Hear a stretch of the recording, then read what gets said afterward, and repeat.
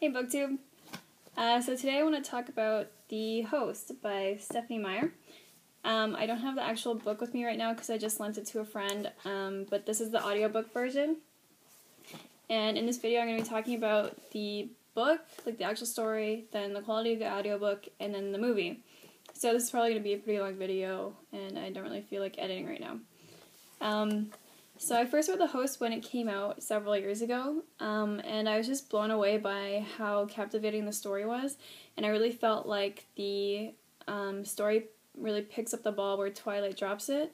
And I am a Twilight fan. I'm not trying to hate on it, but I really feel like a flaw in Twilight is that some of the most interesting characters, like the Cullen family and other vampires, don't really get enough screen time, and we don't get to know enough about them, and I think the readers are really left wanting that way. And The Host is different because I really find that the main characters, they are the most interesting characters. Melanie and Wanda in this book are such compelling characters, and I really loved the themes in this book.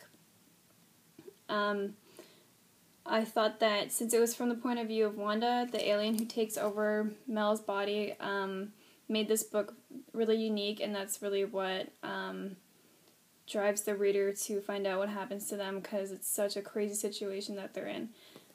So I really love this book. The only things I can really complain about in this book is that the plot sort of starts to drop off about 2/3 of the way through. I was really happy actually in the movie they cut out some things, but I'll talk about that later. About 2/3 of the way through the book, there's some really boring parts and it starts dragging, and I just felt that this book fell into that YA trap where it starts to become all about the love square, I guess it was. It wasn't a love triangle, it was a love square, because there's 4 actual characters involved. And it just got annoying where, like, both the guys were holding her hands at once, and it's just always, like, guys telling her what to do. They were always, like, taking her hand and dragging her off somewhere, picking her up and putting her down somewhere else, and I just didn't like that, because it seemed like all the guys were trying to protect Wanda or Melanie at all times, and she'd already really proven that she can take care of herself.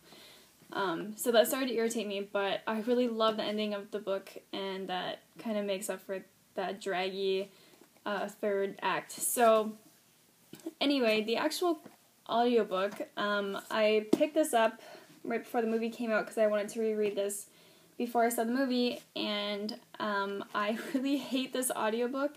The only reason I got through it is because I knew I wouldn't have time to read the physical book, so I just kept pushing through it. This narrator is so irritating. Her name is Kate Reading.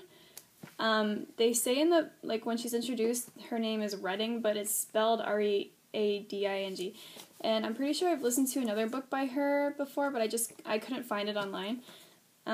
But she just has this over-dramatic, melodramatic way of reading the characters. The beginning of this book was so brutal. I don't know what it was, but I guess after, like, the first or second hour, the director, I guess, told her to calm it down because it was insane, like, how much she was over-dramatizing all the dialogue and just certain words. It was crazy, and I hated the voices that she did for the male characters in this. They were just also irritating. So yes, try to stick with the physical book if you can. Yeah, so the movie, I actually went to see with my dad last week. I was so shocked that he wanted to see the movie, but we both really liked it, and the movie cuts out a couple parts.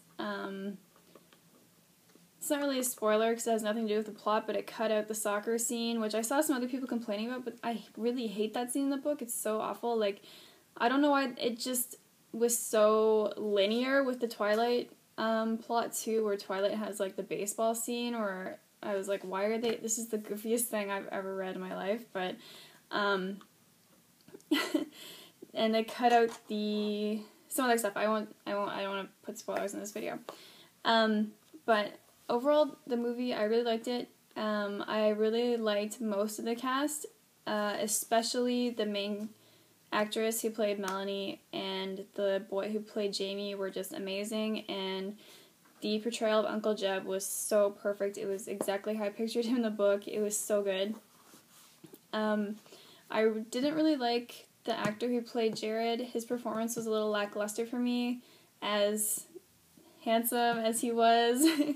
I just felt like he delivered some of his lines really flatly. And the guy who played Ian, he was just kind of there. I don't know, I didn't feel too strongly about either of them. They were just, I don't know. I felt like their character portrayal could have been a lot stronger. Yeah, so, oh, and by the way, my dad freaking loved the movie. I'm not kidding. He actually, loved that movie. I thought it was really good. I'm not sure yet if I will buy it when it comes out on DVD. I might wait a bit for the price to go down, but overall, I really recommend this book. Even if you're not a fan of Twilight and you just like science fiction, I really recommend this book. It's a lot different from Twilight, and I love it. I still have this book, even though I ended up selling my Twilight books because I know I wouldn't reread them. I still reread this book, and I love it. So, yeah, I gave this book 4 out of 5 stars on Goodreads, and I give the movie, I guess, maybe 2 out of 5. 2.5. Yeah. But that's all for now. See you guys next time. Bye.